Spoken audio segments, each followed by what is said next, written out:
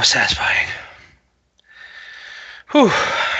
Should play the whole song. We're got a little bit of time before it happens. Let's see here. What to do. What in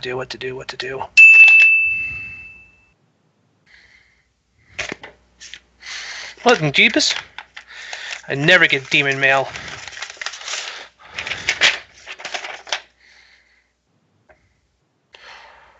My God.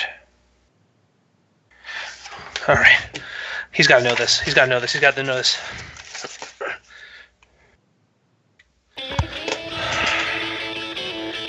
Come on, pick up.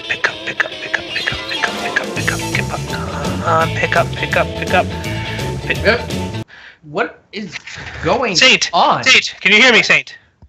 Yeah, Saint. what? Hold on. I was getting ready for the podcast. I didn't even have the camera Tune set up. everything in here. Hold on. Saint, I'm What's having up? to use the demon children to talk to you right now. Do you hear me? Yeah. What's up? What's going on, man?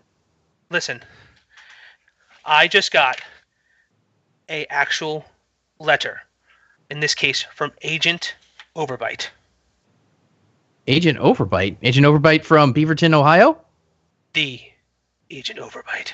Dun dun dun. Well, what does it say? Well, it's actually secret plans for an ultimate match. The problem is, the reason why he's giving it to me, because he wants to go public, because there's another agent, Agent Rhodey, in this new age is trying to outlaw this specific event. That's not good. What's the event, though? I mean, that sounds pretty serious. Yes. Great Khali versus Braun Strowman on the moon. Man, I just watched Great Balls. I just watched that freaking Punjabi prison match. You're going to level that with me? How do you know these people? It is the importance of this. I called you 30 minutes from now. I forgot what we were going to do 30 minutes from now. But this is more important than that. We got to go public. We got to get everybody. We got to watch the news. We got to produce the news. We got to watch over the fake news. But more importantly, this is news. Well, here's the thing with that. We kind of already did go public with that. That thing we're doing in 30 minutes is the podcast. Because there I am, and there you are, and I mean, they were able to... Yeah, exactly. We have two pay-per-views to talk about tonight. You know what? We'll do the podcast. We'll talk about this. We'll make it happen. All right, yeah, that sounds good. Yeah. We'll get with our good friend Meltzer. We'll let him know. He's gonna want to know. Yeah, you're on point there. Until then, let's start this earlier then. Okay, folks, this is it. We're going crazy here, and this is my man, Kami the Faded Saint, your boy Kane Super Hot Snooker, and this is Off the Ropes.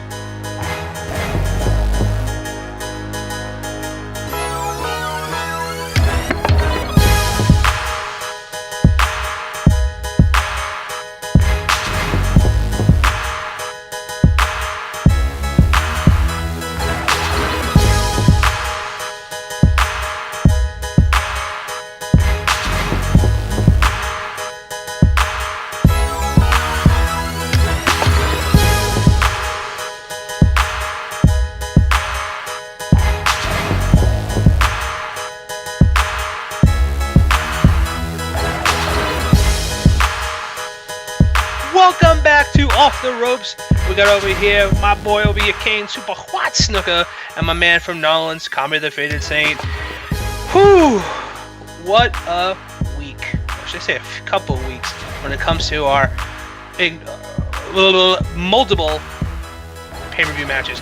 I mean, it's eventually getting tiresome. You know, I have to say, before we even talk about this, I was like, oh, Great Balls are so awesome. And then I realized I have a weekend with some family. And then someone reminded me, so you're going to be watching BattleGround this Sunday? And I'm like, what?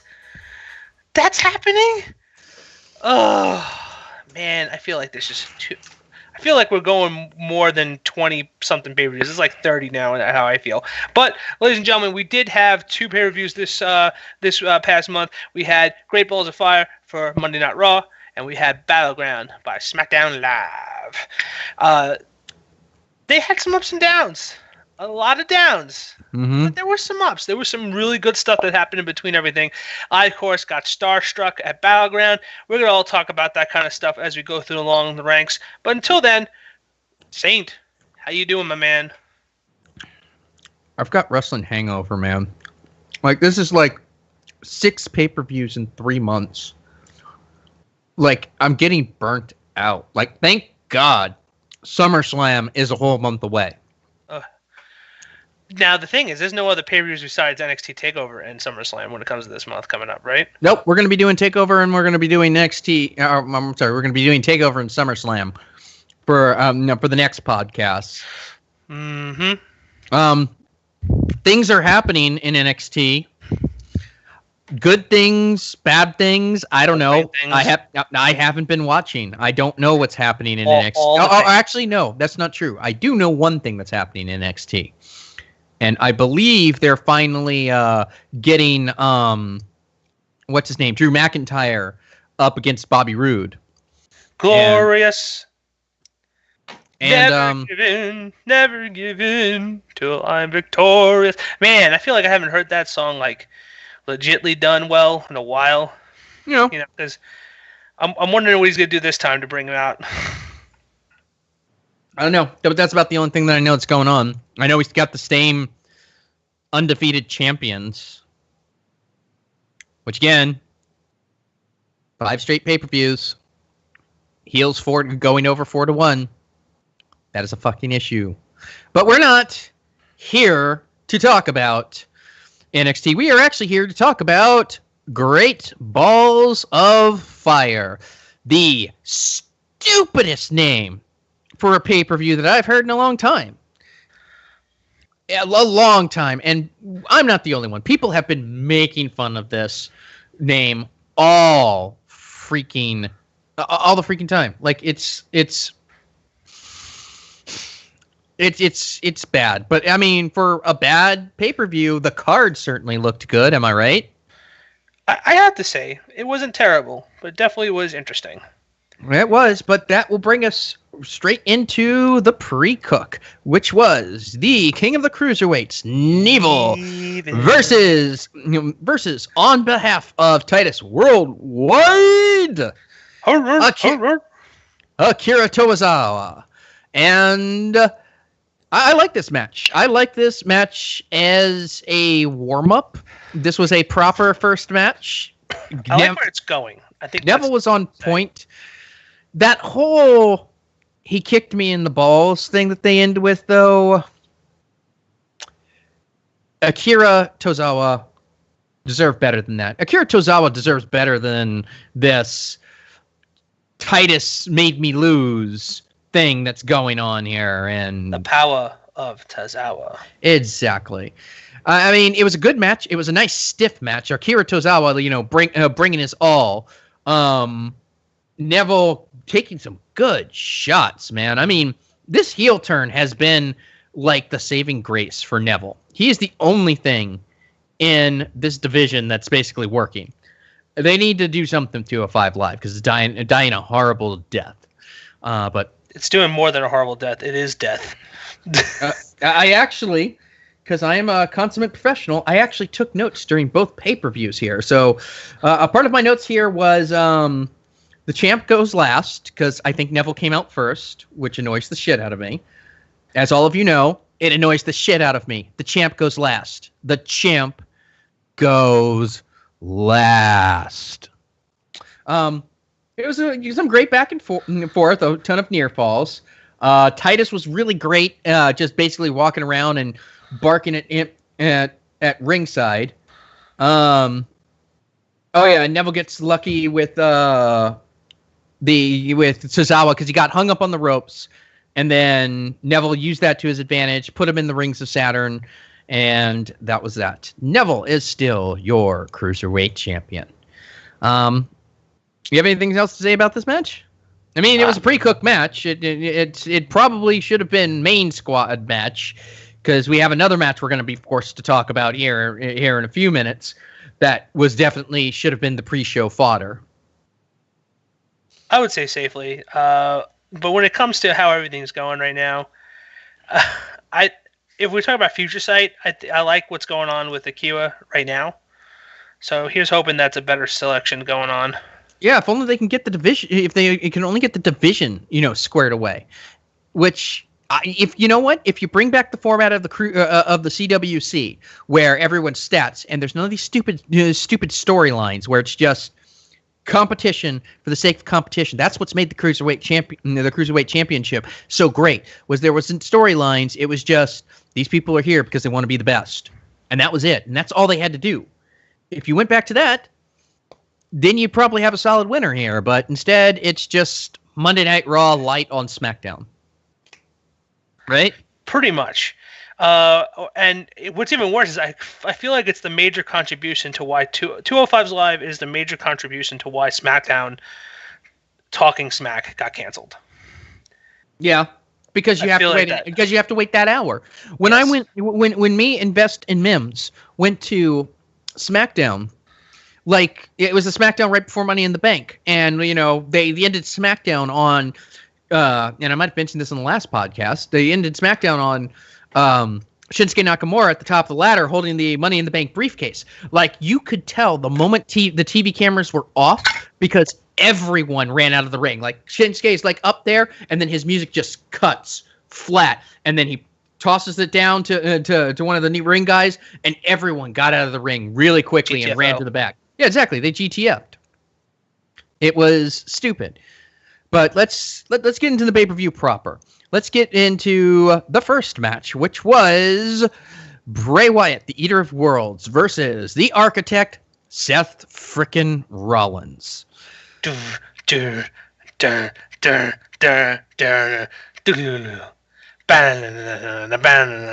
This was actually a pretty good match. He shouldn't be known as the Kingslayer no more, but he likes to do the Shield 2.0 face. I can't do it anymore. I'm good. Yeah, it was a solid match. It's probably one of the better matches Bray has had since before WrestleMania. Really, if you think about it. Truth. Because I mean, Jesus Christ, his. Oh my God. It's Randy Orton. Randy Orton is still the legend killer because he's still screwing up the younger talent's matches. Randy Orton is the reason why Bray Wyatt was not a successful champion. Randy Orton is the reason why Jinder Mahal is not a successful champion. It's Randy Orton. He's the one who's ruining it. Indeed. What the... I was gonna wait till the next match to pull this out, but I need something right here. Yep. Let's see. Yep. Guess what? I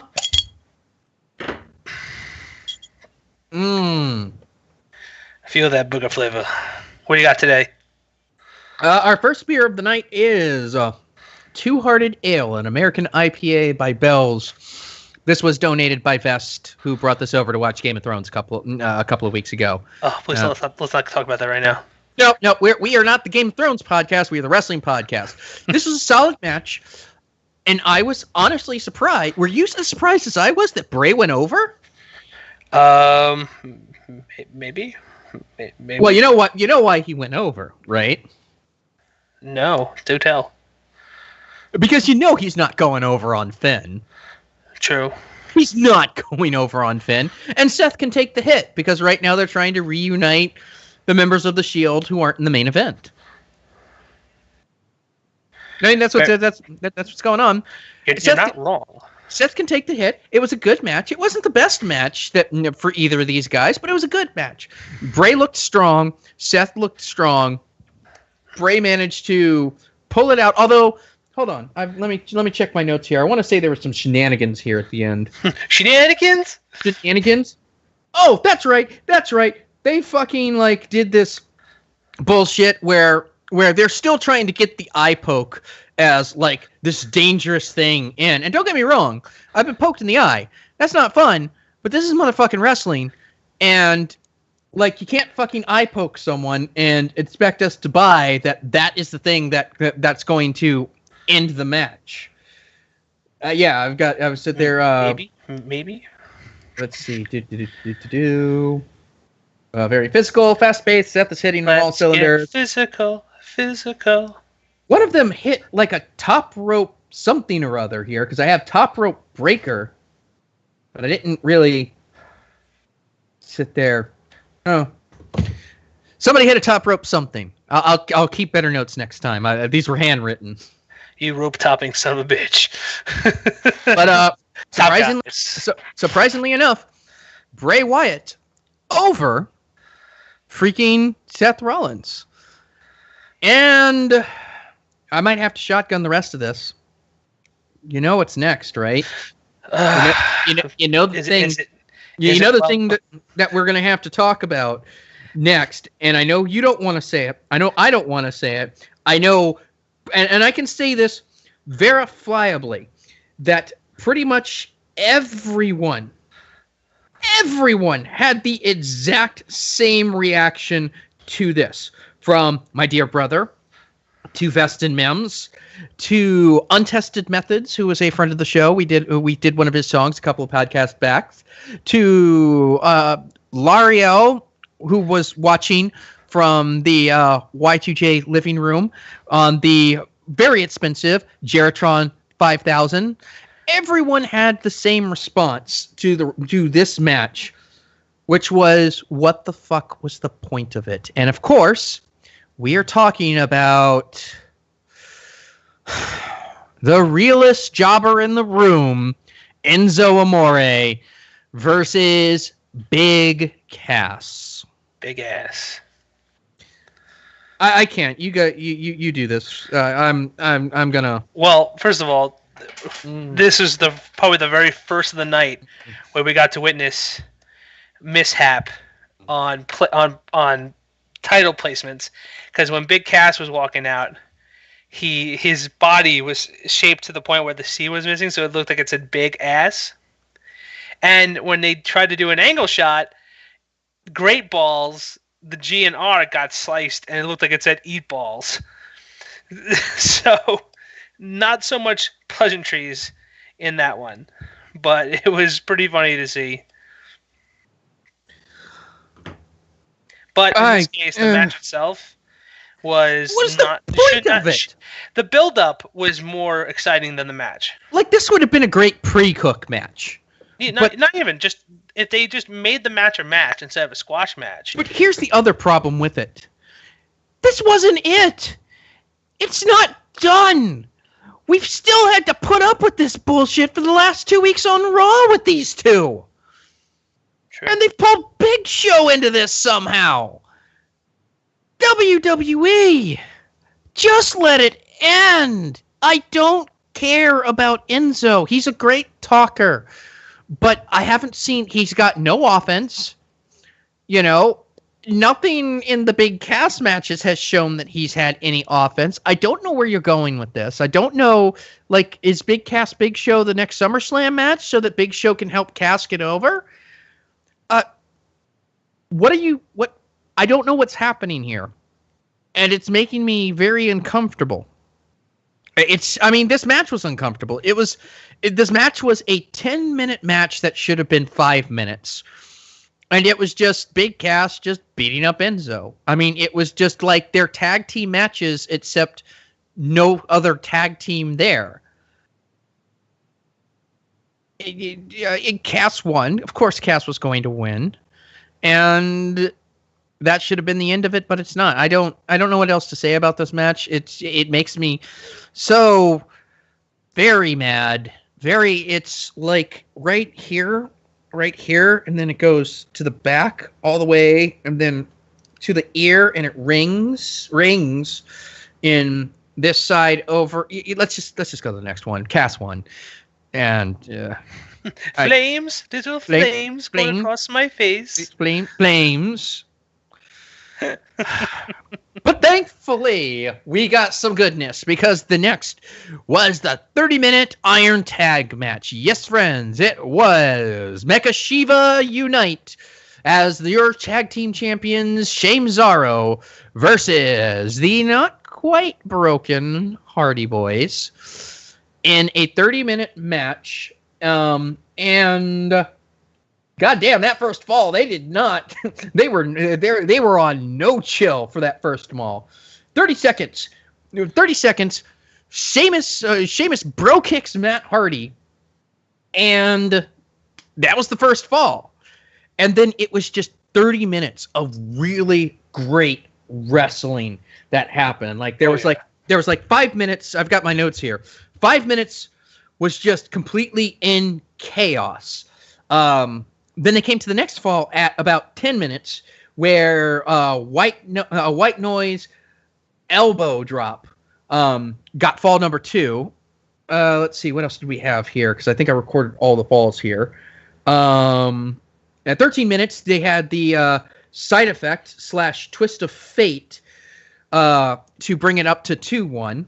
At 17 minutes, somebody got a count-out win. I'm not sure who, but somebody did. At 23 minutes, there was a roll-up leg drop to get a fall. And at 28 minutes, it was a top rope twist of fate that tied them all up.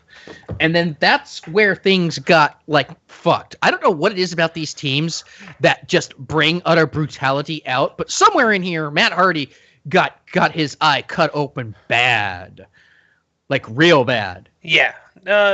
And also, but don't forget, the match was still solid. I think no. It was easily the best match of the night. But it was also at this point where I don't know what the fuck happened. They got me. They got everyone. It looked like that Matt hit the twist of fate. Jeff hit and he hit it on Sheamus. Jeff hit the Swanton bomb, but then apparently Cesaro was legal, and he ran in and he got like a surprise pinfall on Jeff, which then prompted Cesaro to run out of the ring, and it was just like basically the last. Let's see. I think I said that happened at 29 minutes and 15 seconds. The chase was on. Jeff finally got a twist of fate, but he made the cover at 2 seconds left. And your winners, not just for the titles, but in life, Cesaro, proving without a shadow of a doubt. Sheamus and Cesaro. But proving once more that they don't just set the bar, they are the bar. And god damn, that was it was this is what that 2 out of 3 falls match on freaking Raw should have been. They should have dedicated 30 minutes to it, and they should have let it just be like a 2 out of 3 falls match, because that thing was depressing. This was the money match. It was good. The Hardy Boys are showing that they can still go. And Sheamus and Cesaro are getting the recognition that they deserve.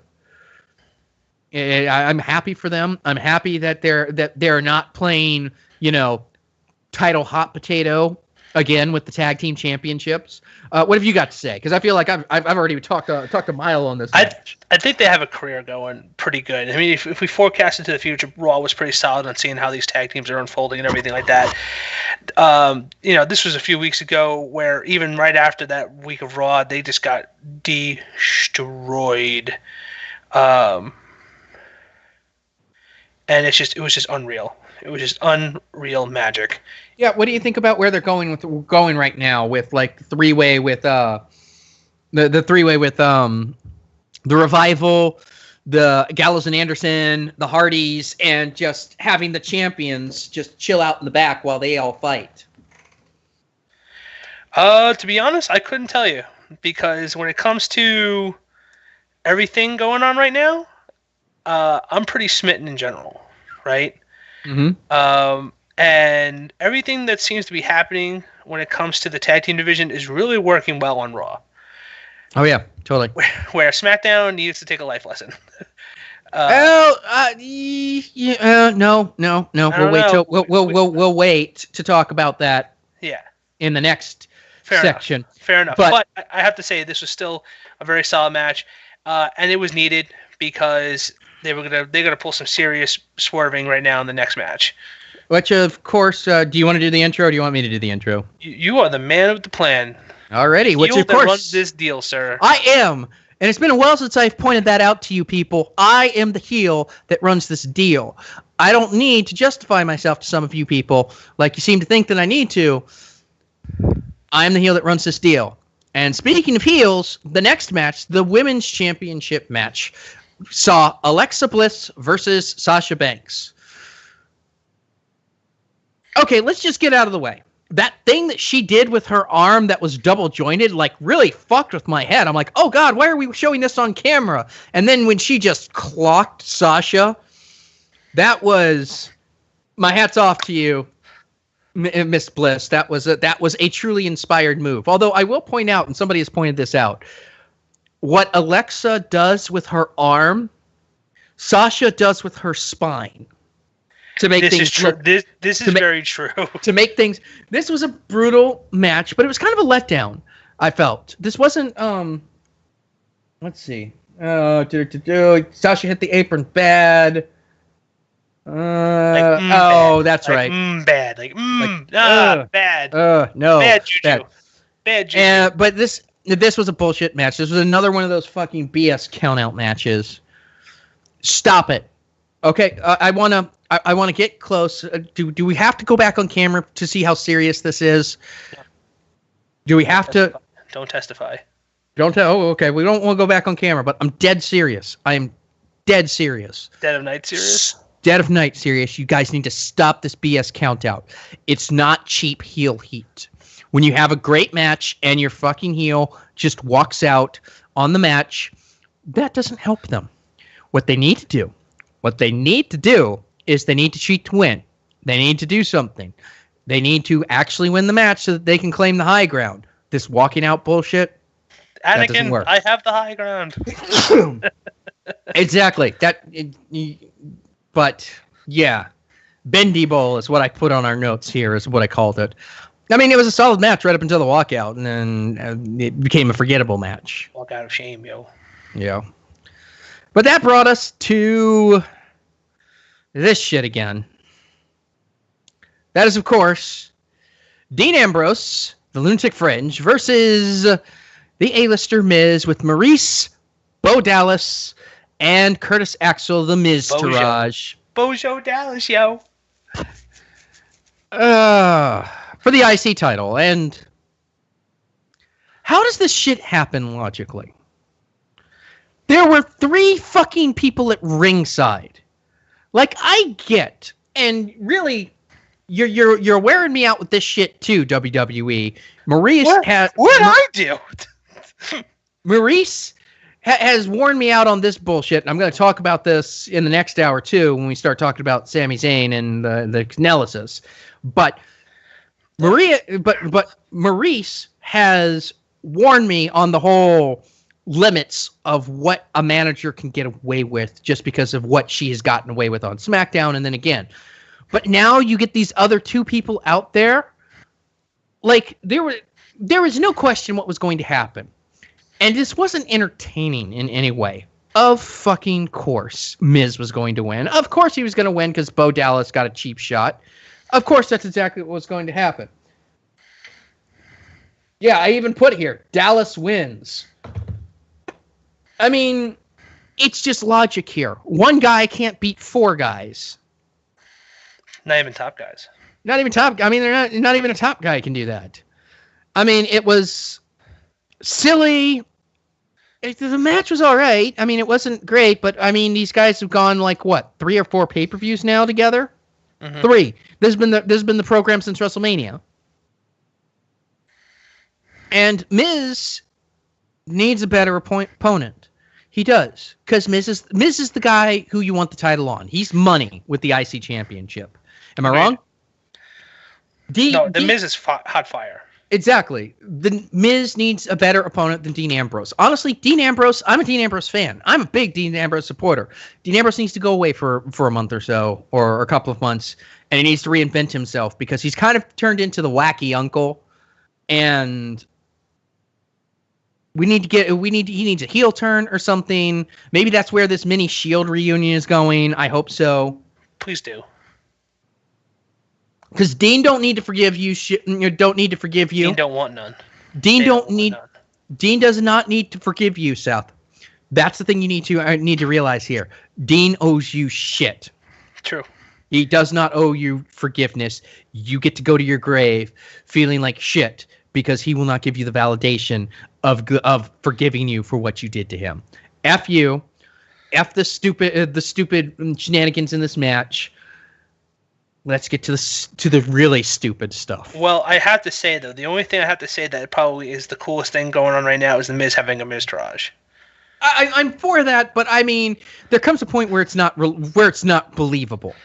There's no reason, like even in the terms of sports, technically a manager has a manager's license to be out there. There's no way you can justify having, because I mean, if that were the case, what I would just simply do, I would go be a wrestler, and then I would just get like 50 guys to come to the ring with me, and just surround the ring, and everything that I do would be a lumberjack match with the odds in my favor.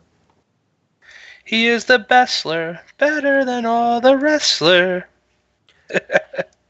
But now, I'm stupid right now. But now we've got to get to your favorite part of the night. I think it's a Christmas miracle. It had all the great comedy and all the great power, and then what? Then 2 weeks later, he comes back like the resurrection of Jesus, which is even better. I know I'm hopping ahead of this, but come on, we're talking about Roman Reigns versus Braun Strowman in an ambulance match. And you know what? This deserved to be an ambulance match. The whole setup deserves to be in an ambulance match. Everything just screams about ambulance match. The fact that Braun Strowman came back from the back of an ambulance just to have this match to exist in an ambulance match is just delicious. Braun is soaring. He went from a freaking reject Wyatt family guy where everyone called him green as hell to an independent squash monster for Raw when the split happened, to this godly monster that just everybody loves. And you know what? He was cherry-picked like fresh Italian dinner. Molto bene. When it comes to the fact that he picked the best face to go against to make him famous, and that is Roman bland as hell, Just Joe Reigns. The other Samoa Joe. Yeah, the other really Just Joe. Right. Okay, let's get to let's get the obvious shit out of the way. The match right up until the last 5 to 10 minutes was shit. It was slow. It was plotting. It was about what you would expect. Once they got around the ambulance area, then things got a little bit better. I have to say, Roman missing the spear and flying into the back of the ambulance to lose the match. It's comedy gold. Was hilarious. Whee! Comedy freaking gold. But then all the shenanigans happen. Well, let's. I mean, it's like I don't sit there. The murder machine started. The murder machine. Now, this is where, of course, I feel like Kami the Faded Saint over here has a little bit of an absent mind, because he gets a little. He definitely had a small rant when this happened, because he was upset. Now, of course, the reason why we're saying this predeterminedly is because, of course, Roman lost his shit. He literally just did a Scooby-Doo spear right into the back of the bus, like Wile E. Coyote and the Roadrunner, where the Roadrunner just stepped out of the way and the Wile E. Coyote went over the edge. And in this case, it looked perfect because he's like, meow, and went right in. Like Braun noped the fuck spear out of that spear. Yeah. He was like, nope. And then he just slammed the door shut. And then, of course, Braun is celebrating. I didn't know that was the ambulance. That's another thing. The rules for ambulance matches have changed over the years. It must have, because I could have swore you had to drive it past the Titantron to count as a win. Well, that's when they could get the ambulance back up the ramp. No, it was on the side. It was on the side. Right, it was on the side. But in the past ambulance matches, the ambulance has been down the ramp, and then they pull it up to where it turns off, and that was the win. Oh, okay. Yeah, you're absolutely right. They've changed it, but you can't say pull it so far, because then you get it out of the crowd's view. You're already out of the crowd's view. But Roman loses. I thought that was a very quick, cheap way to end it, though. Get in. All right, you speared. Close the door. I win. Yay! I actually put here at some point in the match, Cole, during the Braun beatdown towards the beginning of the match, Cole is like, "We've seen Roman pull off unbelievable feats. Me, Have we though? Really? This is so true. And then that's obviously where it ends. But then Roman comes out and loses his shit. He beats up Braun, throws him in the back of the ambulance. He gets into the front of the ambulance and he goes pulling off. He pulls off to where he's about to looks like he's about to drive out into the night, but then no. What does he see in the rearview mirror? He sees a 18-wheeler truck and he just slams that bitch in reverse and basically commits vehicular assault. And he gets out and he kind of stumbles away. Kurt Angle's like, what the fuck did you just do? Like, the ambulance is crushed. And, like, they're relying on Jamie Noble with a crowbar to try and get this thing opened. Yeah, that was hilarious. They had this awkward Kurt Hawkins versus Heath Slater match, which happened, like, mostly off camera. I remember that Heath Slater was announced as the winner, but we didn't see what happened. They managed to get the ambulance open with the jaws of life. Braun, like, it was so awkward because it was like 15 minutes of them opening up like the back of the ambulance and then Braun just wandering off into the night. Yeah, that was the thing. He didn't look like he wandered off. He looked like he looked like he had serious concussion. He was definitely delirious, which was huge. That made a difference. Just a ton of shit just happened in that one moment, but it made him look like ungodly. That's what people forget. Here's godly. My problem with this. This is vehicular manslaughter. This is vehicular assault. That's what this is. But this is where he's getting rewarded with a goddamn title match at SummerSlam. Hold on now. This is where you and I differ. I feel like you're absent-minded of the history of how violence makes you win things. Look at Rikishi winning what he needed to win when he did it for The Rock. No, I get it. It's just stupid. Hogan with The Rock. Another one. It's stupid. It's stupid. Stupid is what it is. I think because there were no repercussions. I think they were testing the field to see how would people react if Roman went batshit heel. And they still got the crowd. They still got the kids going, "No, don't do it." And they're like, "All right." But there's also no consequences for it. He showed up the next night on Raw, and like he threw a couple of jabs at Brock Lesnar, and he got put in a number 1 contenders match the next week. Like, where are the consequences for this? Like, you guys talk about being role models, and you guys talk about it, and I get it. This is make believe. I honestly do. But you can't have the top face of the company, and don't lie to us. That's exactly what you're trying to position Tim as. That's exactly what you're trying to do with it. Do not fucking lie to us. That is exactly what you want to happen. He is your hand-picked top face. Top guy. But he just tried to kill a dude trapped in the back of an ambulance by running into an 18-wheeler. That's fucked up. That's beyond fucked up. And for him just to get a title match. Sure, why not? Randy Orton got a title match for arson. And sure, let's do it. Why not? Let's just get to the next match. So, yeah. Which, of course, that is our main event for Great Balls of Fire. The match, which I have said was a waste on this show. A potential WrestleMania main event. And I need to reiterate what I mean by main event. I mean the last match of WrestleMania. The Universal Champion, Brock Lesnar, versus somebody call Arby! Samoa Joe is here! Dun, dun, dun, dun, dun, dun, dun, dun, dun. This actually I felt this was a match that deserved its moment. I really did. I really truly did. I'm going to read you my last note here so that everyone can see how we both feel about this. Waste of my time. This is you? This is you writing this? That is what I wrote. This match could and looked like for a little bit there was going to be so good. Joe jumped the gun. Joe asserted dominance. Joe punch, punch, punch, punch. Dominance. I mean, like, he sat there and he went at, like, before the bell rang, like, he beat the shit out of Lesnar. And then he continued to beat the shit out of Lesnar. Lesnar got a couple of suplexes and then got put in the Coquina clutch for, like, so long. So long. I feel like I could have raised a kid through high school for as long as he was in that Coquina clutch.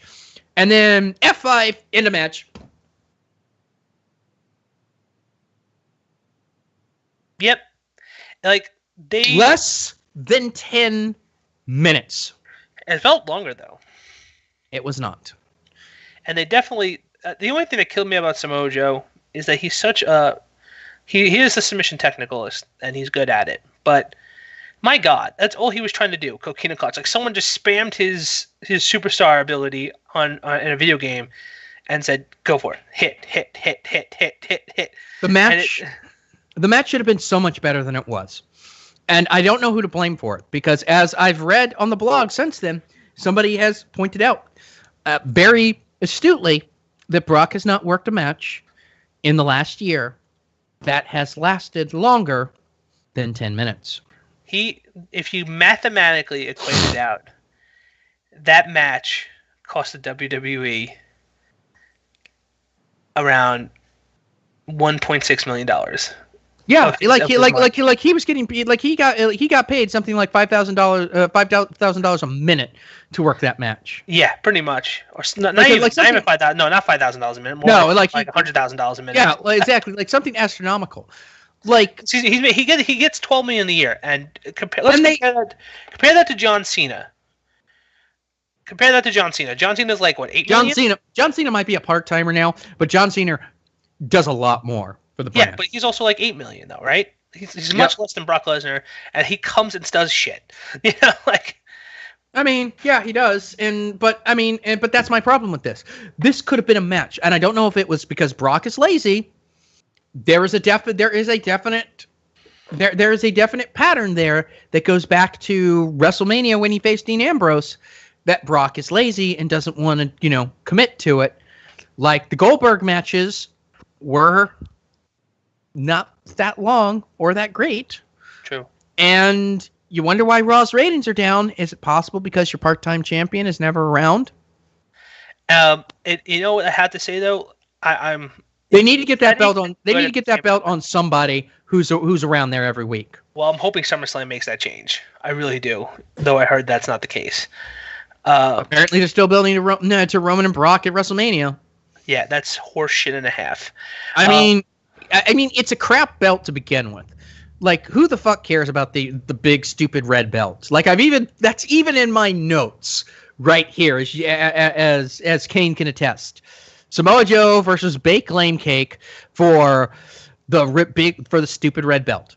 And it's the stupid red belt. And you know what, WWE? It's always going to be the stupid red belt until you put some prestige behind it. Kevin Owens worked his ass off to try and make that thing worthwhile. And then you've had Goldberg and Brock Lesnar tear it down. True. And you had a promising one with Finn, but of course that was an unfortunate situation. Yeah, and where's Finn now? Not even on the pay-per-view. Yeah. I feel like Finn and Shinsuke are there, and we're gonna get into wrestling protected wrestlers. Like, people wanted to see them, but people won't want to oversaturate them. But as far as it goes, I just wanted to say when it comes to Brock, the upside of Brock being away for so long is it's definitely given Miz the real push he deserves as the dominant title match contender. Yeah, but he's stuck with working Dean Ambrose, he doesn't have any fresh. I personally think it escalated just a little bit.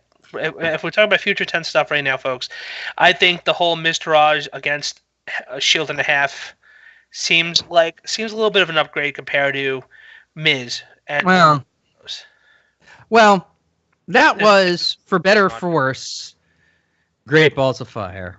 Goodness gracious. Letter grade?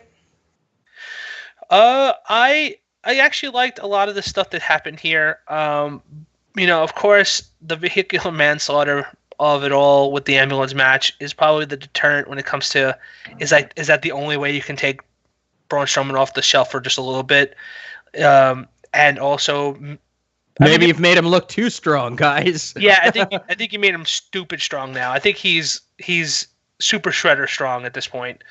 But otherwise, I loved how they still made Roman lose. I actually liked the tag team match. That was fantastic. I didn't appreciate this whole build. I appreciated the build up of Big Cass versus Enzo, but the match itself got deflated. Neville and Akira are going in some great angles right now, especially where I like the face version of Titus O'Neil. So I'm hoping that helps the brand and all this package that's going on right now. The Iron Women's match. I mean, not the Iron Women's, but the whole Sasha versus Alexa situation was subpar. It's just that she's a good heel, and she beat. I'll give you an example of why we didn't need to have her count out. She beat Bayley 6 times already. She knows how to take a victory. She knows how to do a victory without cheaping out and running away. So I'm not sure why that's the case. But all right, whatever. Still decent match. Yeah, the squash match, the squash .0 at the end with the main event was more like spam the coquina clutch, spam the coquina clutch like a kid with a freaking controller in SmackDown vs. Raw, just smashing the buttons, or WWE 2K18 or whatever's coming out now, just smashing the buttons, coquina clutch, go to sleep, and all to find out that Samoa Joe's stats are terrible against Brock Lesnar, and Brock Lesnar does one F5, boom, done. We're done. Over. Goodbye. Say goodnight, Gracie. But otherwise, I would say I'm going to go on a happy medium and say it's a B. I concur. It's a B. It's not so much face Titus. I like manager Titus. Mm-hmm. I think he's better. He's better as a mouthpiece. Seth and Bray was for reasons, but it was solid action. If the freaking pointless squash match had just been that, I would have accepted it. But it wasn't, and it's still going. The fucking Iron Tag match was like the match of the night. Alexa and Sasha was great until the end. Miz and Dean was predictable. The stupidity of Roman Reigns and just the waste of time that was what should have been a waste. It should have been a WrestleMania main event. All in all, it was good action, but a lot of letdown there. So that will end it with a B, and that does it for Great Balls of Fire. But we are not done here. No, sir, not by a long shot, because we still have another pay-per-view to talk about. We answer the question, or at least we talk about after that, what is wrong with the WWE? And, of course, we have our break, and we've got a musical interlude coming up. So, without further ado, we will see you after the break. See you soon, folks. On behalf of Kane Snuka and myself, the Faded Saint, we would like to thank Meatchet for our closing theme, Picnic in the Reactor. We would also like to thank All Arounda for our opening theme, Destruction. And speaking of music, this week we have a wonderful mashup by Eric Minnesota. It is Eddie Guerrero versus Jinder Mahal, Kraken Lions. Enjoy.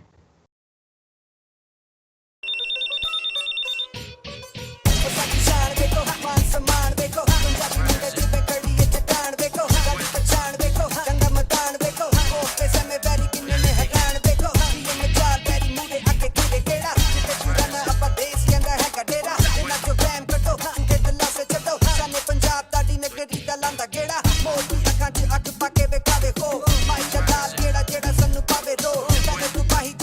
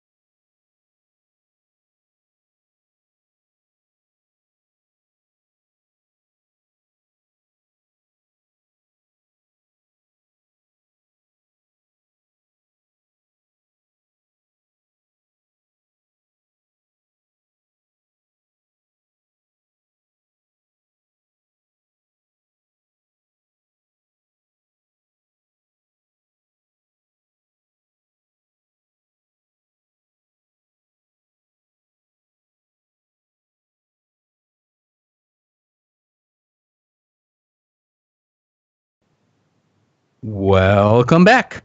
I'm your boy, Covered the Faded Saint. That is my boy, Kane Super What? Snooker. And this week, we are brought to you by the Jertown 3000. If you are looking for audio-visual needs and you don't want 3D, you don't just want 4K, you don't want just 8K, you want 17K, not 16K, 17K. They go that one extra step to give you that extra K in there.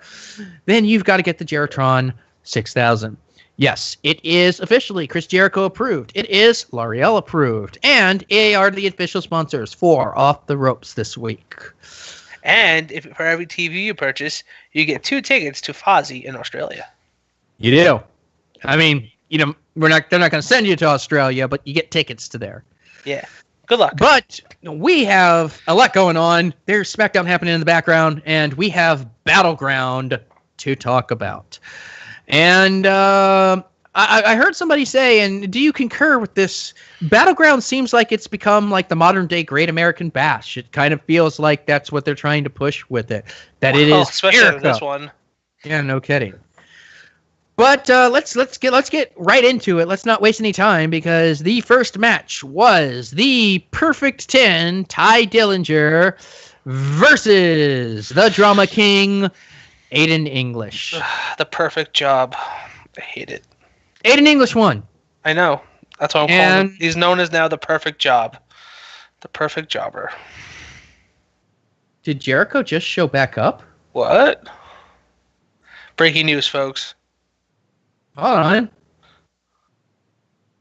Oh, look, it's L'Oreal's favorite wrestler has come back. He must have heard about the sponsor, because right now, breaking news, folks, on SmackDown, since we record on Tuesdays in the evening, we are watching SmackDown in the background, and guess who's on stage? The Jericho himself just came out. All right. Well, by the way. This is the freaking pre-cook match. We're not going to spend a whole lot of time on this. It was decent, but ultimately, and in English, out of nowhere, got the pin. Did I write down what he got the pin with, though? What did he get the pin with?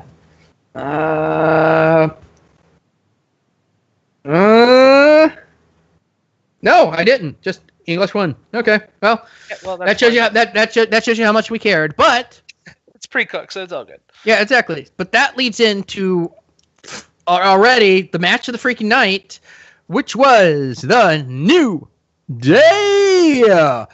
Specifically, the team of Xavier Woods and Kofi Kingston, with Big E Langston on the outside, versus the guys who have been down since day one is H, the Usos. And God damn, this match,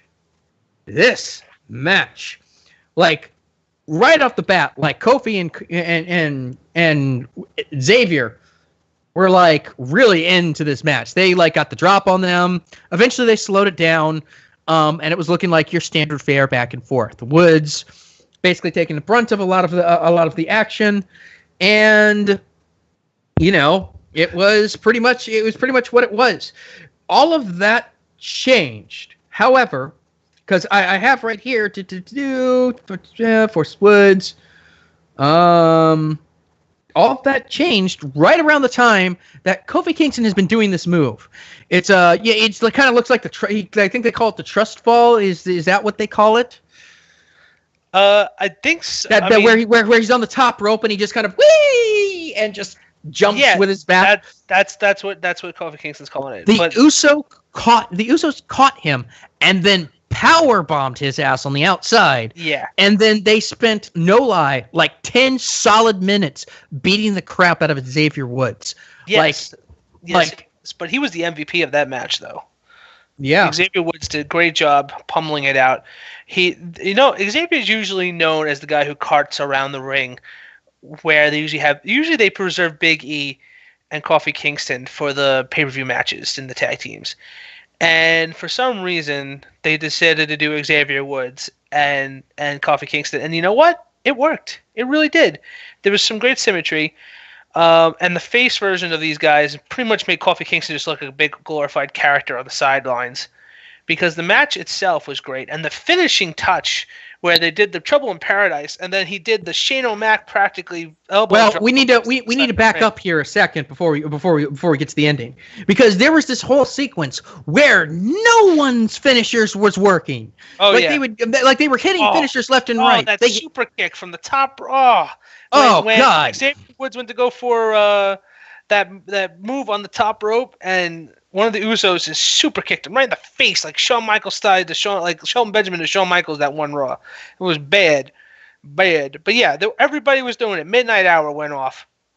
Well, no. That was not the Midnight Hour. The Midnight Hour is the big. The Midnight Hour is the big ending slash face thing. That was that. I don't know why they need to call that something else, because that was like an over the knee double stomp to the face. Either way, that was still a 2 count. And that was a finisher, but that was still a 2 count. Super kick, 2 count.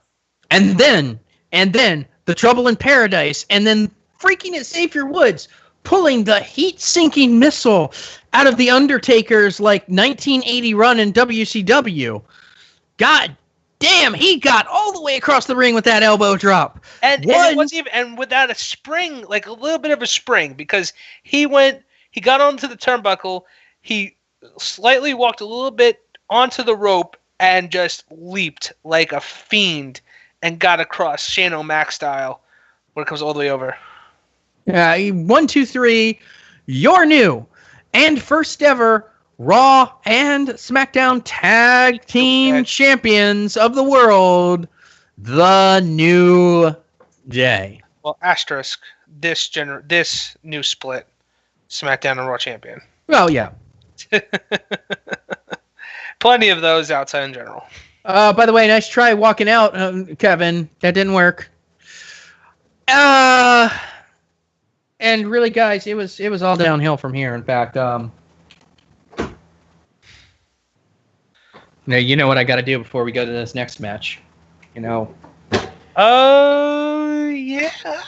Yeah. Hold on. Where did I put that? There we are. Sorry. Cesaro. Okay. Yeah. There we go. There we are. Mm-hmm. See, now this is where you and I differ, because. By the way, I am now drinking a Swamp Thing IPA by LA31, for those of you who are keeping track. This match that we're going to talk about right now, which is Shinsuke Nakamura versus Baron Corbin. Who cannot play tennis to save his life. It must be known that Aaron Corby, Boring Corbin, cannot play tennis. You cannot play tennis, sir. You cannot even understand the fundamentals of tennis. That is why you will never be anyone in my heart. Okay, all right. What the hell is that for? I was listening to an interview when he was on Talk is Jericho, and he just offhandedly, he was talking about how when he first got to NXT, how everything came naturally to him, but he wanted to know what the right thing to do. So, and he was like, I'd done that in every sport. And then he just kind of stops himself and says, except for tennis. For some reason, I could never play tennis. And so I make sure every single time to say Baron Corbin can't play tennis.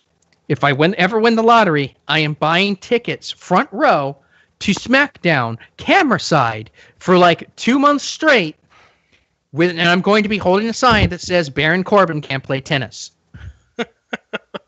Because you can't play tennis, sir. I can play tennis.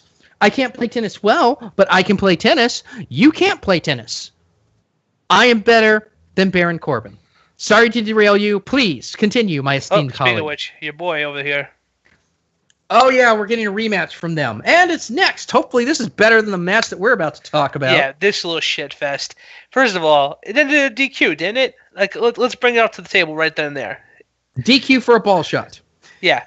Which, by the way, the previous match, I could have swore there was something a little illegal happening, and it wasn't, and it was caught, and they were like, "Don't do that ever again." I feel like the ref. That was the Miz and Ambrose. No, I'm talking about. It's not. It may not have been the.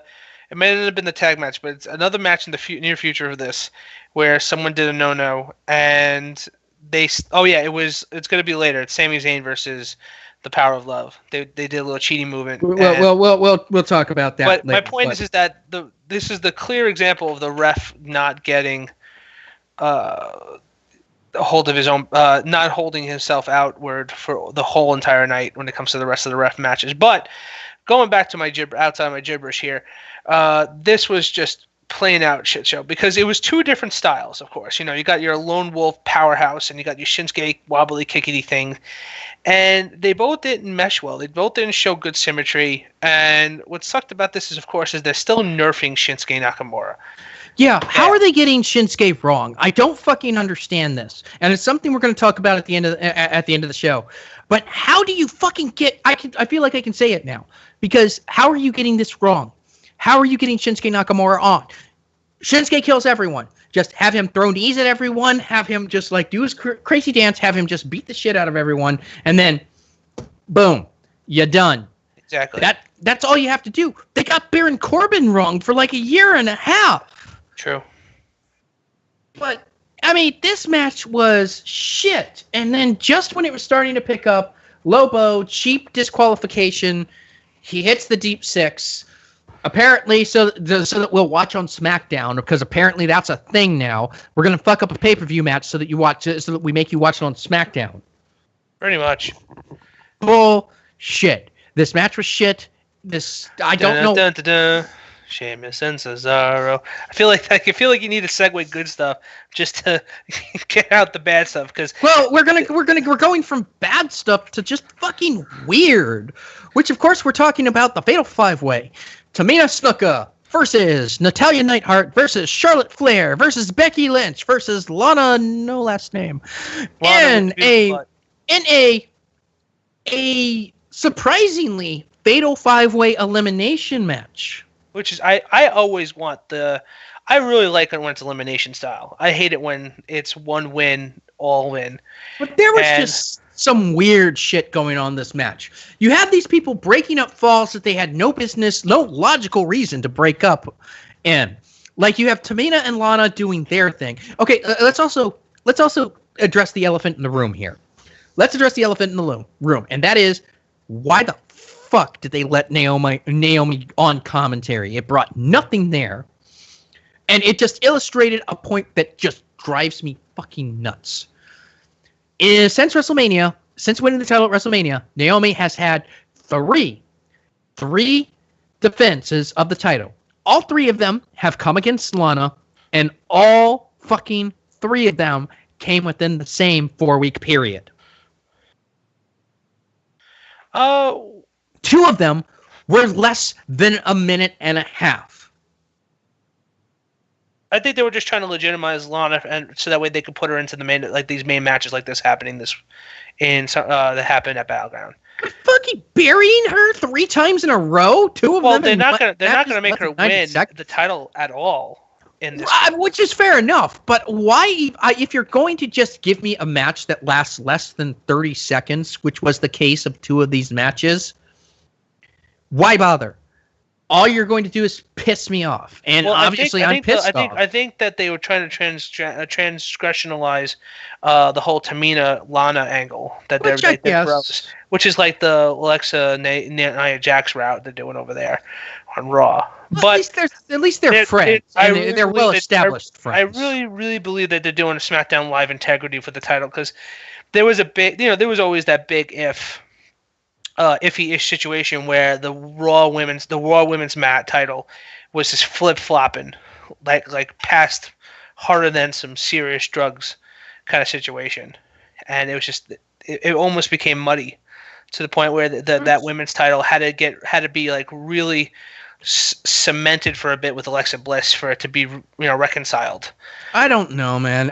But I mean, let's talk about the match itself. Like beyond that, I'm like, my whole thing is I don't know if Naomi's injured or whatnot, but for a fighting champion, she's certainly not doing a whole lot of fighting. Remember the whole leg situation before, which had to give up the belt before Mania. That's fine. That is very possible. But don't put the belt back on her after Mania, is what I'm saying. Well, they kind of need. Like you've clearly got 4 able people who could have held that belt down. But instead, they're just hurting the SmackDown Women's title, which, like in the case of the stupid red belt, it needs to be built up. And it has been built up pretty much. But when you have a champion that is holding matches against wrestling noobs, that doesn't do much for you. And when you're only defending every 60 days or so, also doesn't do a whole lot for you. I didn't know we were going into a rant. It ticks me off. But the match itself, I like the elimination.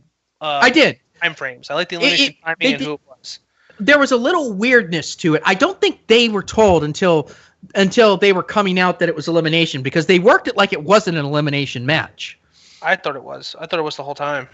Well, they kept breaking up falls with one another. You can't play tennis. You cannot play tennis. Don't sit there and dismiss the crowd. You cannot play tennis, and I'll bet you most of that crowd can. Anyway, but like they would break up falls that made no sense. Like there was like a point where like Becky was like about to get pinned, but then Lana broke it up for why not? Why not have Becky get pinned? You don't care. That's one less person you got to pin. And it was like all over the place until like they went into Endgame. Really, 3-time Golden Gloves boxing champion need to be put on the sideline for Baron Corbin's interesting information. What else has he done? It's not like he's won a title.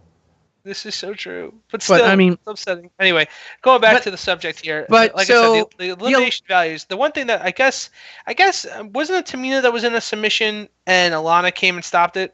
Right, but that makes sense because they're cohesive unit. Brosies. Yeah, they're being broskies. That's what I mean. That's what my whole point is. Maybe some of them wanted to stop each other from getting eliminated because it would be easier to work with them already. Which that worked out for just fine, but it doesn't make sense for any of the rest of them to interact. Like they were saving each other, but no one else needs to be saving.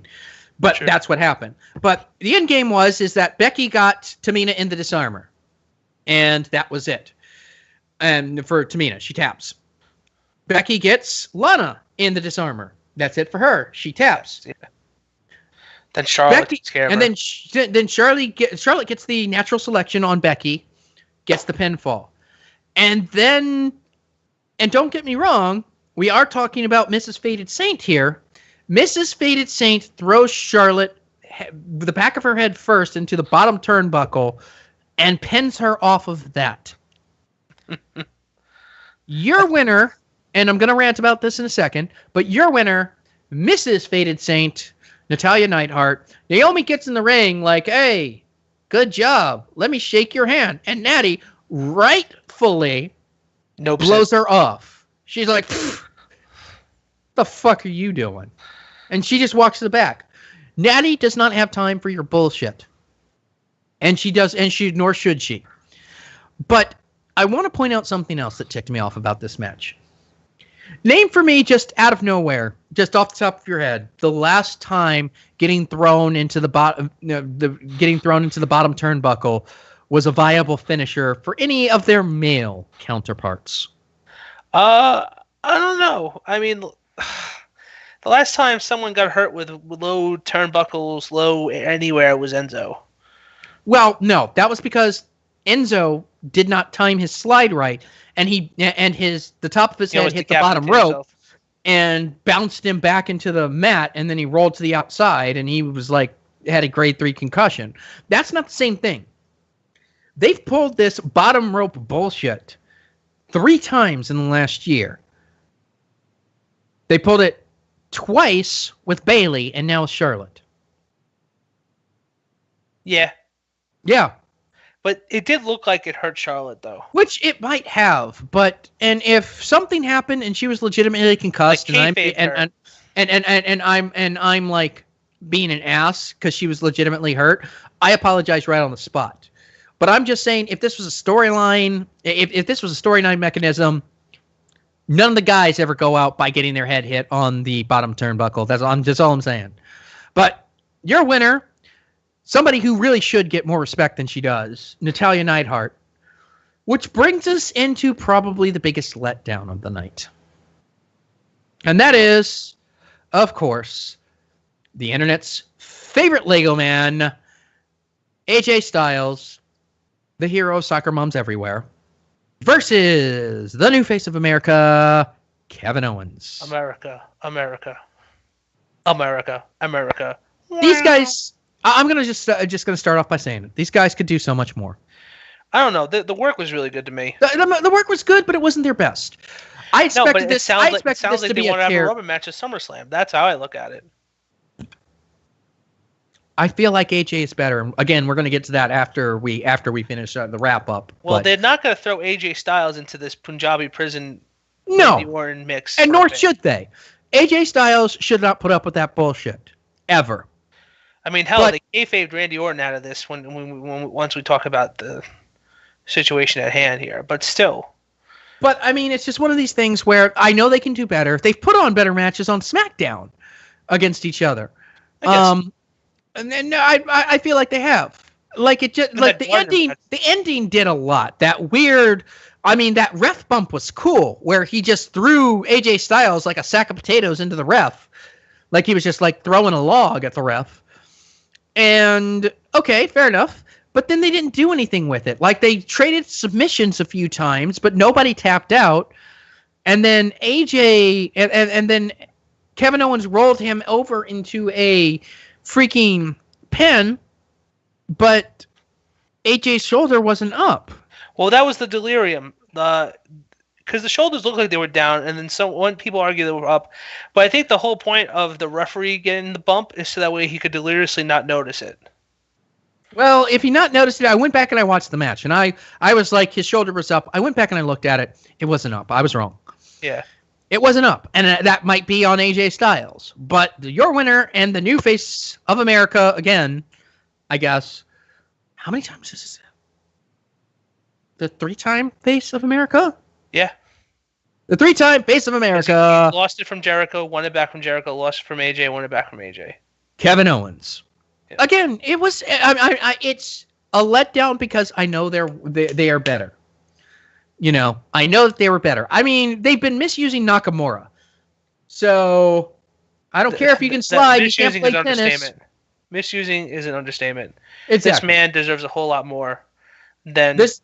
Yes, he does. He deserves a lot more, and I don't understand. I really don't. I really need to know what the pay grade is in NXT, because I really don't think you should debrand NXT with bumping people from the roster. Right now, I feel like NXT has a shortage of good talent when it comes to like name brand talent. It's not like they're doing anything with the talent on the roster. Yeah, really. Stay back in NXT, earn some paychecks, do something cool. Oh God damn.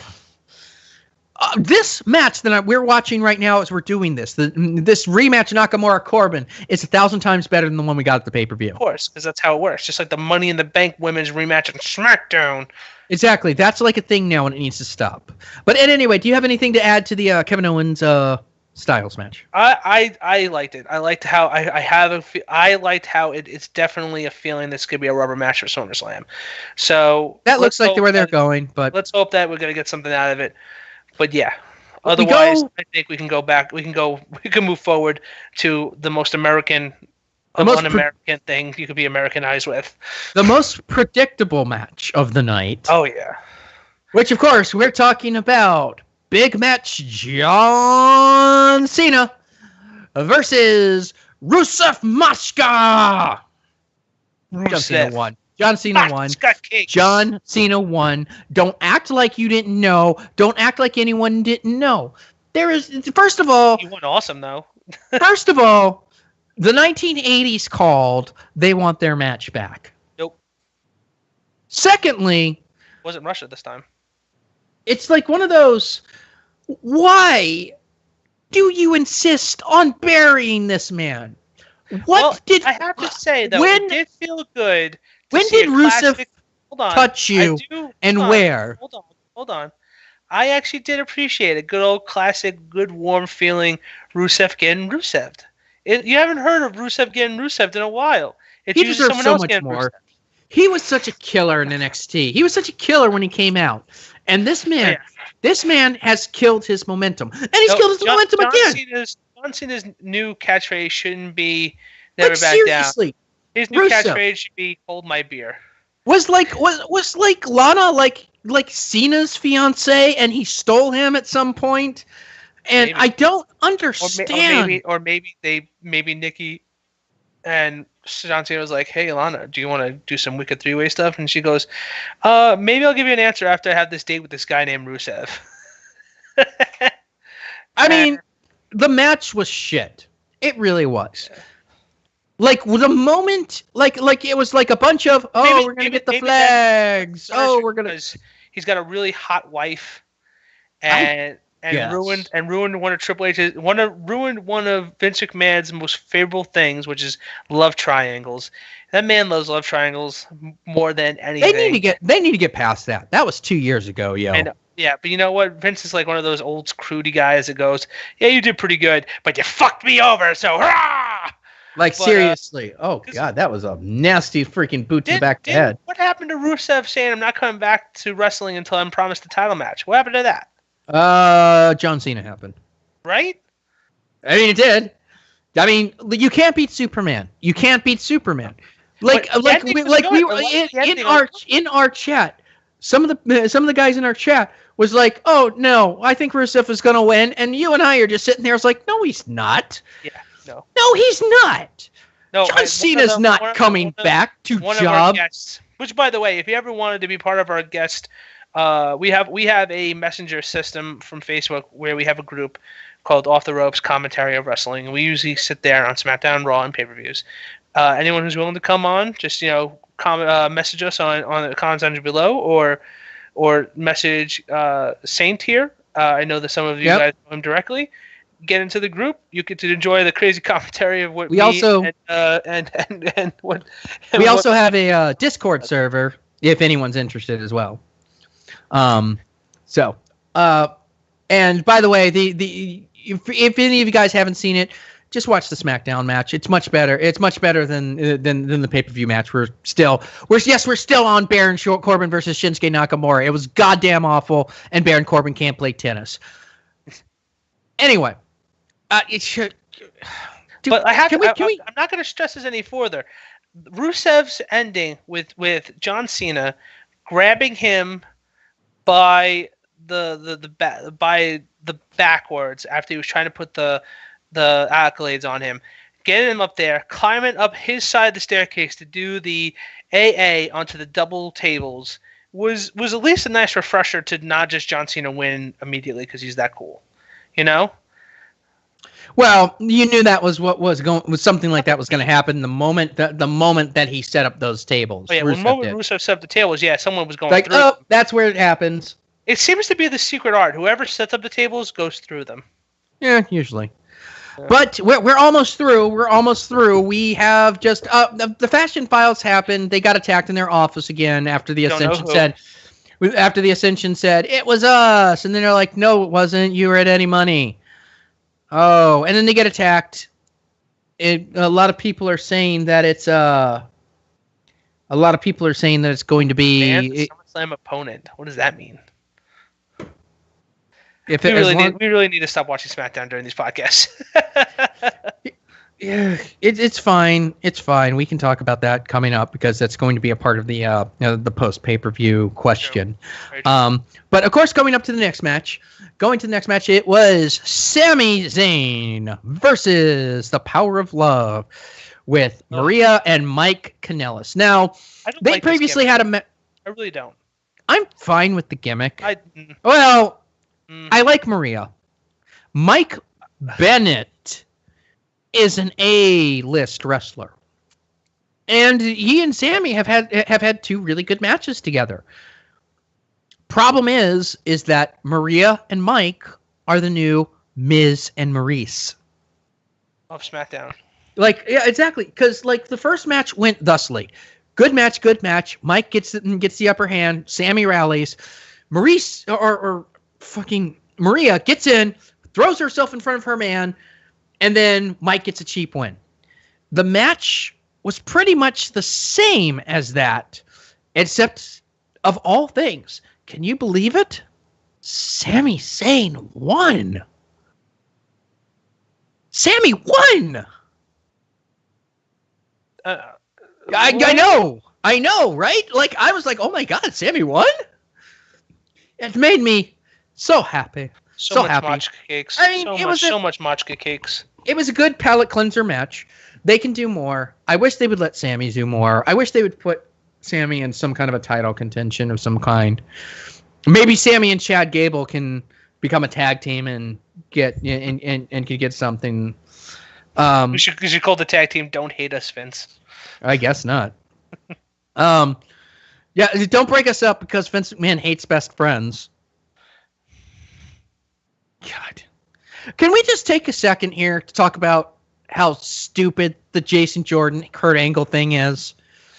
I don't have a graphic. We weren't planning this, but let's take a second. So this bullshit with Corey Graves and Kurt Angle turned out that Kurt Angle had an illegitimate son, and it was Jason Jordan. Yeah, exactly as you heard it, folks. I mean, I would have taken Chad Gable. Chad Gable is clearly the better the sports entertainer. He is an Olympian. The only thing that Jordan has over Gable is about 6 inches in height. And that's it. That's it. But they decided it was going to be just out of the blue, apparently even Gable didn't even know, because they announced it and the newest member of Raw and my son Jason Jordan, and on Gable's Twitter he was like, what? Yeah, it's so bad. It's so bad. But even so, that match, like I said, the gimmick just doesn't work for me. Here's the problem with that gimmick. Okay, so you did a little quirk with Sami Zayn. That's great. Now you got to move on to what? And it's not like there's a couple of belts that you could circulate, which is, first of all, I think the biggest mistake in wrestling. I think there should be more belts than just a mid-card belt, a tag belt, a women's belt, and a main event card belt. I think there should be some sprinkled around like the good old days with the European title and all that stuff. But I digress. Have a TV belt at least. Yeah, something. Just something. Raw has the cruiserweight. Let's put a TV belt over on, or let's put the annual Canadian belt. Yeah, something just to have there, because it's just there's nothing a lot of these mid cards can do, and what is he going to do after this? That power of love thing is not going to work all that well. It just won't. I'm sorry, it's just not going to work. Well, but either way, we've only got one more match to talk about, and this is definitely the deflator match, because my God, I laughed so much to this match. I laughed. There was just so much good. Well, there's so much good moments. We can honestly say, as far as gimmicks go, this was the best out of all of the gimmick, out of all of this type of match they've had. Of course, we are talking about the Maharaja, Jinder Mahal versus Randy Orton in a Punjabi prison match, and they will sit there. They were fighting in a Punjabi prison. The match was thrown out.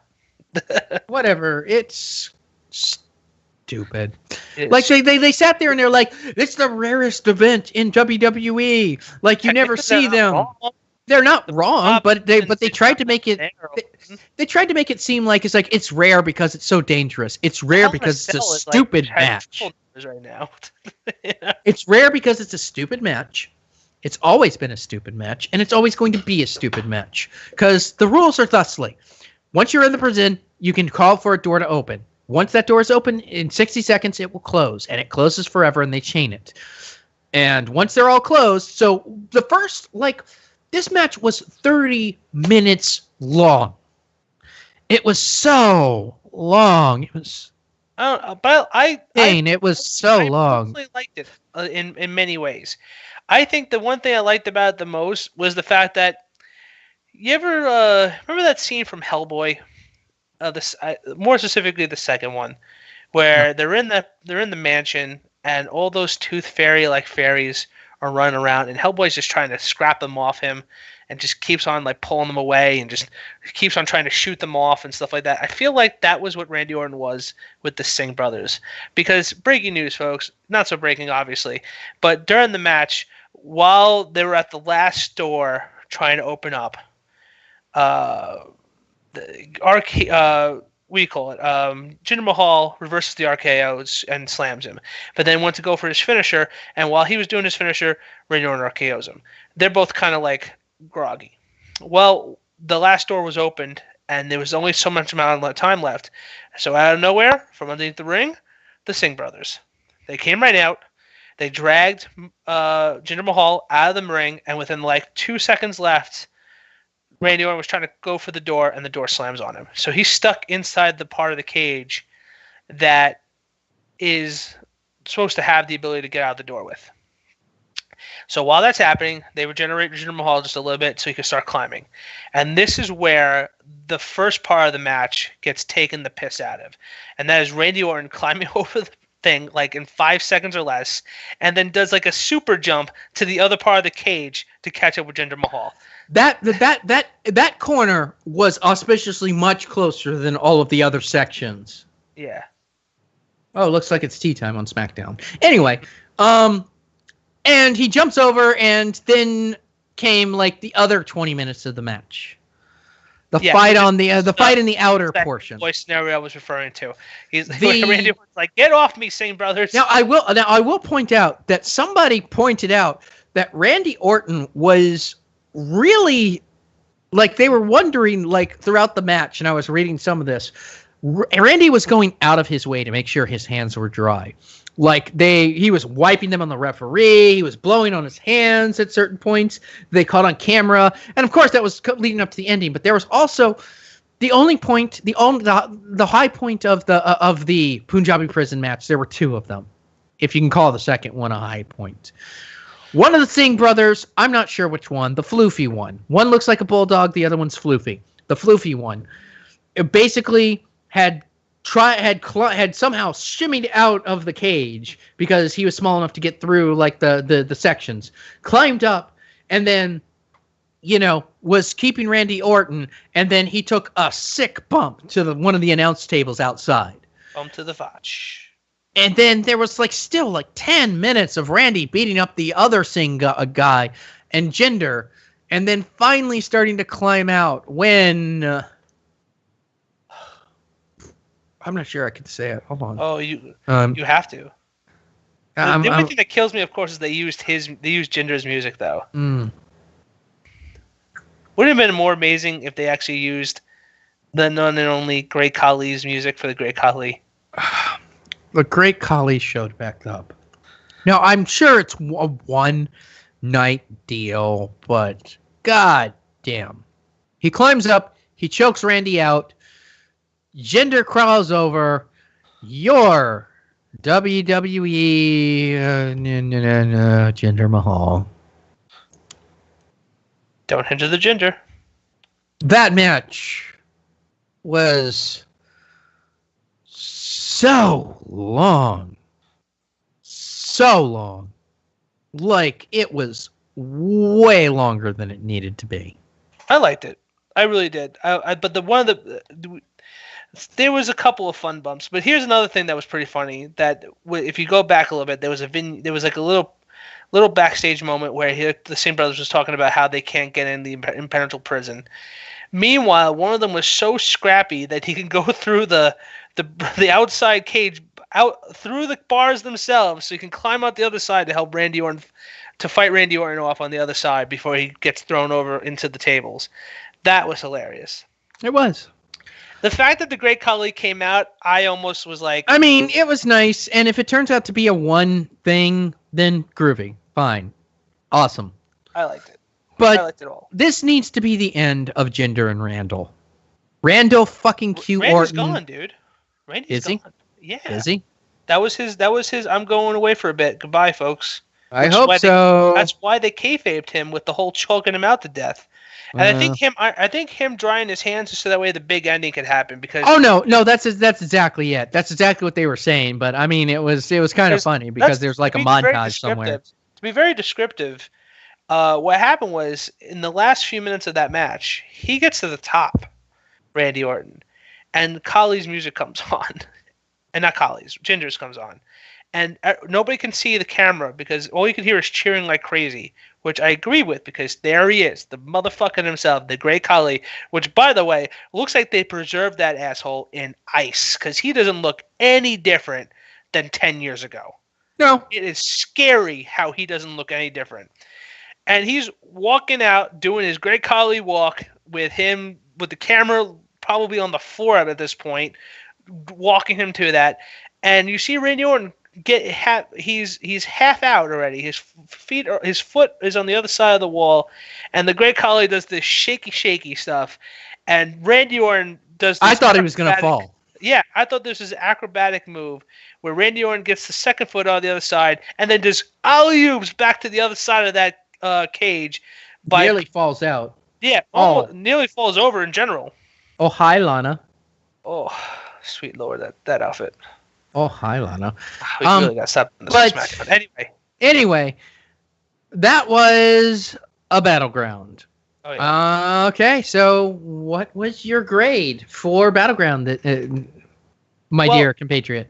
I want to say the A because we both agreed that was fantastic. That they decided to swerve us with the Great Khali. That was like this one was for the boys kind of moment. But I had to bring myself back down to earth. Me too. And in general, there was some good stuff. There was some bad stuff. The tag team match was great. And then it's downhill from there.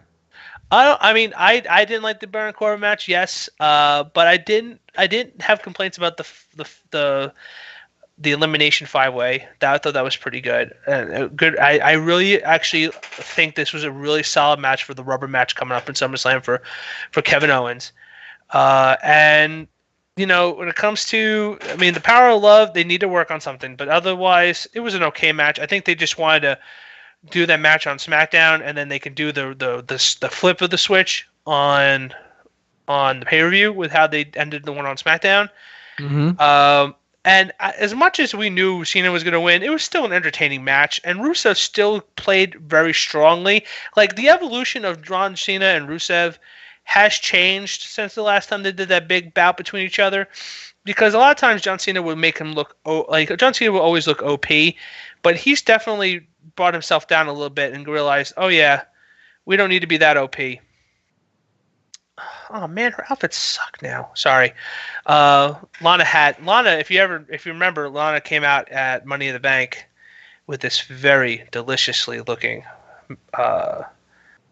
outfit for her ring attire, and I guess someone went, yeah, this is a PG show. We need to tone that down a little bit. So they added shorts to the bottom of her outfit, if you didn't notice. But in this case, still solid scenario going on with that when it comes to the matches that were happening. And of course, I just love Great Khali. Oh, he is that train wreck wrestler that you just love watching. You can't help but remember the good old days when the Big Show in the back used to have big blowing fights with him about stealing his thunder and stealing his moves and all that kind of stuff. It's just so much great history to watch the Great Khali here, and the smoochy stuff when he was the loving dude, and the fact that because they need to stick this together, and they need to stick with each other with Jinder, and the Singh brothers. They're like, we need a firearm, and he had Khali in the back waiting. That's the best part about that. He had the Great Khali waiting. So, how do you hide that? I know. That's the whole point. So with that said, B+. B+. So you're giving it more. So you're giving it a better grade than you gave Great Balls of Fire. Yeah. It's the equivalent of Samoa Joe winning the Fatal 5-Way. That is my moment. That twist. What a twist. Because I jokingly said, I said, watch, Great Khali is going to happen out of nowhere, and it fucking happened. So that leaves it up to me, and the grade that I give is going to determine which one's going to win here. So, Ty Dillinger versus Aiden English. I'm happy that Aiden English won, but it was forgettable. The New Day was the match of the night, and it's all downhill from there. Blowing Shinsuke Nakamura and boring Corbin, who can't play tennis. I'm happy about the winner, but really the rest of the women's match was kind of weird. I feel like Styles and Owens could have done better. The flag match was predictable. I'm happy that Sammy won, but it was nothing to write home about. Yeah, the Great Khali showed up, but I had to wait 30 minutes to get through to the Great Khali. It wasn't as bad as Money in the Bank. How dare they? How dare they say you can't wrestle Lana? Are they doing that? Yeah. Okay. Well, Lana's a beautiful creature. she is, but maybe she needs to maybe she needs to learn a little bit more. But I'm fine with that. But all in all, obviously, I'm not going to fail it. This was not like epic fail levels of disappointment, but this was disappointing. I would give it a solid C. It was not the worst thing I've seen ever, which would be Money in the Bank this year, but it wasn't the best thing I've seen ever. So, averaging out the grades of both of the pay-per-views that we have seen here, that would mean Great Balls of Fire wins by half a grade. We both said Great Balls of Fire was B. You said it was a B+. I said it was a C, which is about 3 grades under, or a grade and a half under. So, but we're not finished yet. We have one more thing that we need to discuss here. And we've kind of alluded to it all night. And that is, what is wrong with the WWE right now? So, I'm going to pose this question to you, my dear compadre. Compadre, huh? Who is the best 2 wrestlers in New Japan Pro Wrestling? That's a great question. Right now? Yeah. Is one of them Kenny Omega? I would say so. I would say that you could argue, depending on the night, that the 2 best wrestlers are Okada and Omega. I would say so. And Okada's their world champion, and Omega is their U.S. champion, I believe. Or is...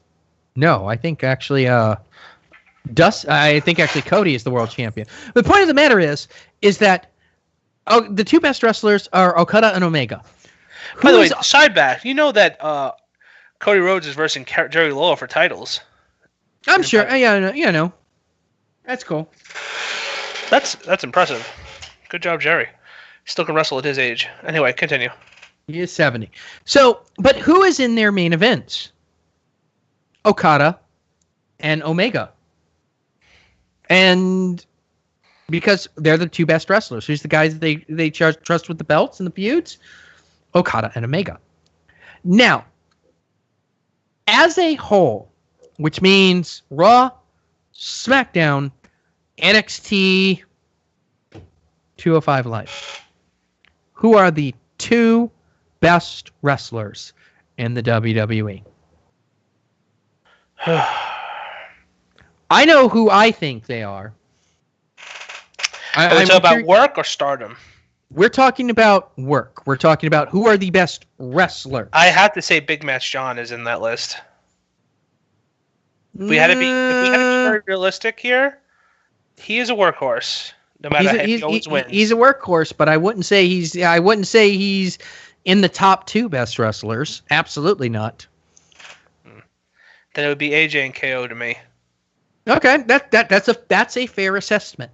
Me personally, I would say AJ Styles is the best wrestler.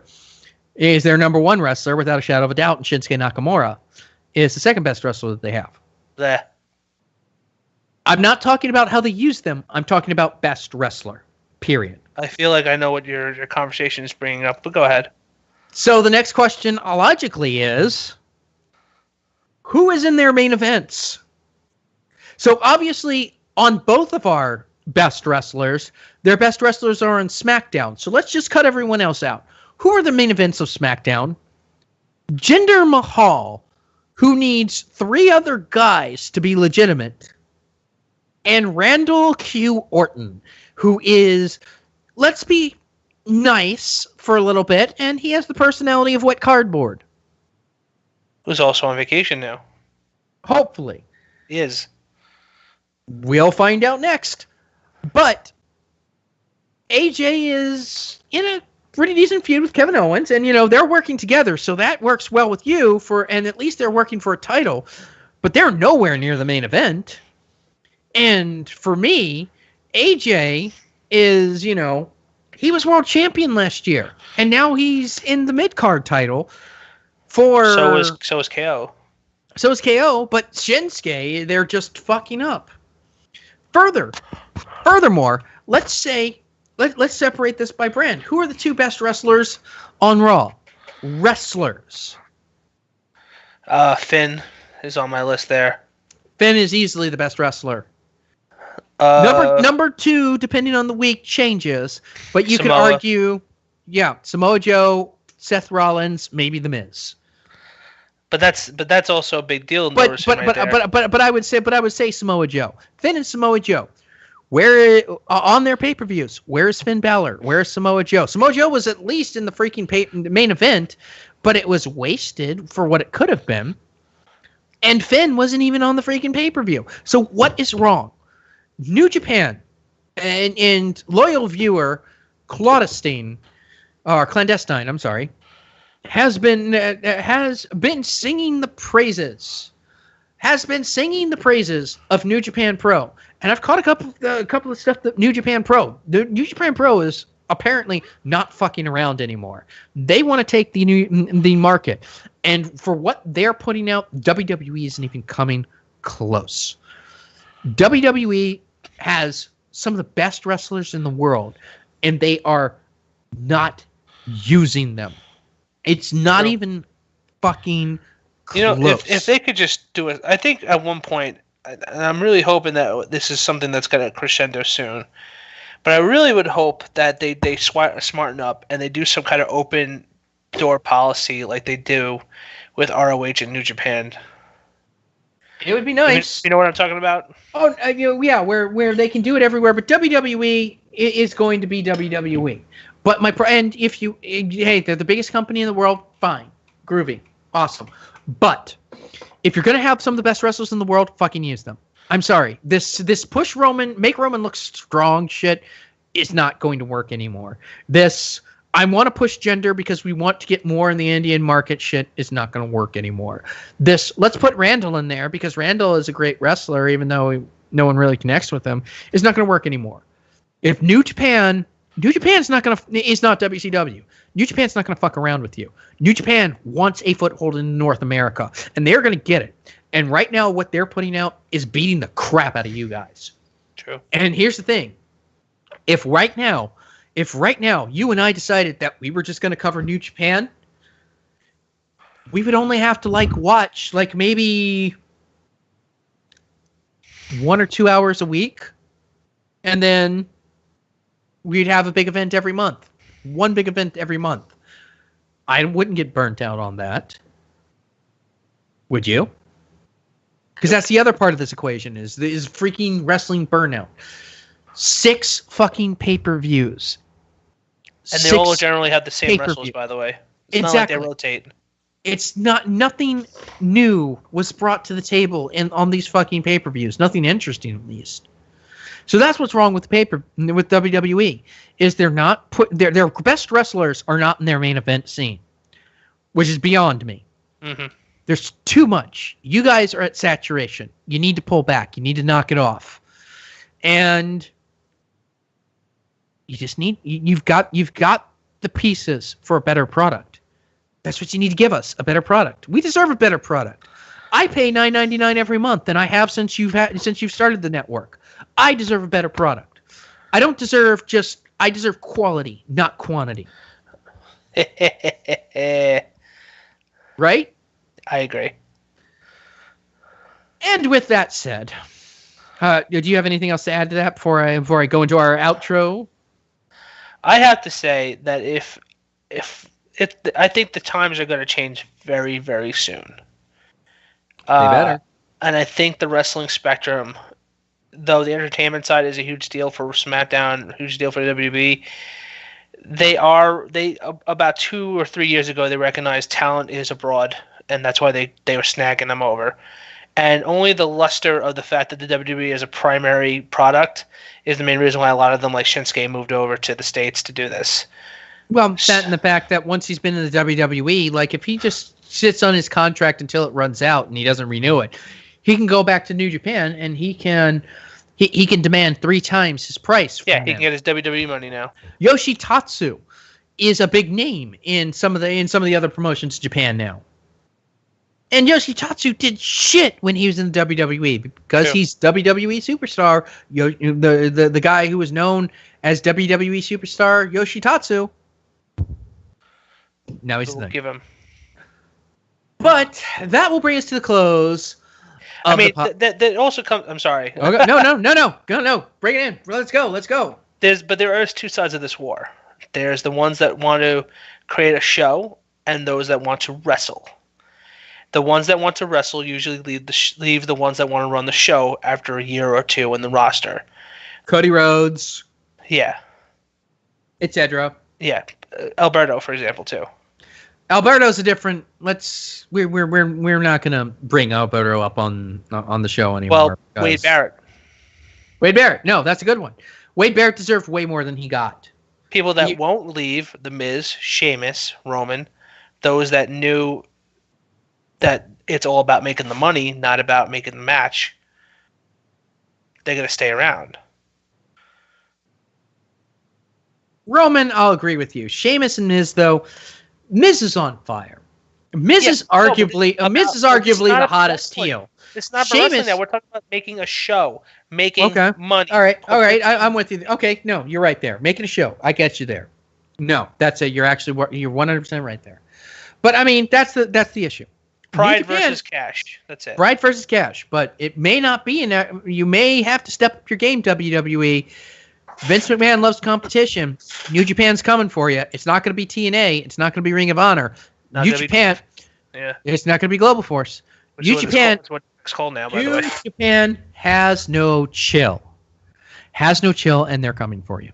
Yeah. Like Hulk Hogan to Booker T, man. Exactly. I know what you're saying. We can't say that on the pod. I know what you mean there. At any rate, with that said, that will bring us to the end of the podcast. We would like to thank Eric Minnesota for his mashup today. We would also like to thank our friends of the show, Michet, for Picnic in the Reactor, our closing theme that you're about to hear in a little bit. We'd like to thank All Arounda for our opening theme, Destruction. If you would like to go ahead and hit us up and ask us any questions or just comment on the show, I am at Faded Saint on the Twitter. I am commiezzite.tumblr.com if you would like to go ahead and throw an ask over there on Tumblr. We also have a Discord. It will be in the description if you would like to come in. You can also find us on Facebook. Odds are, if you're listening to this, you know who we are. And so just hit us up if you want to get into our chat room and just see what we're saying. With that said, we've got a month now. A month of no pay-per-views. And then we have SummerSlam and TakeOver Brooklyn. I'm looking forward to to having my Sundays for the next month. Aren't you? Maybe. I may have some withdrawal from this. I'm not. I need something. I need something else to do. But at any rate, we're going to go ahead and get on out of here. No,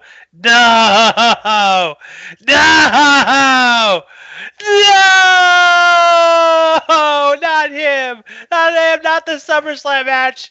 Not him. God damn it. Oh, he's going to break the Ric Flair record now, isn't he? You can't beat Superman. I'm sorry. We were supposed to end this podcast. Breaking. Let's go. John Cena is basically the one who's answering the call for SummerSlam against Jinder Mahal. You can't beat Superman. We're gonna go ahead and we're gonna get out of here so we can finish watching SmackDown and see what this is all about. I'm your boy coming to Faded Saint. That is my boy Kane Super. What Snooka saying? We'll see you on the next podcast. Later, folks.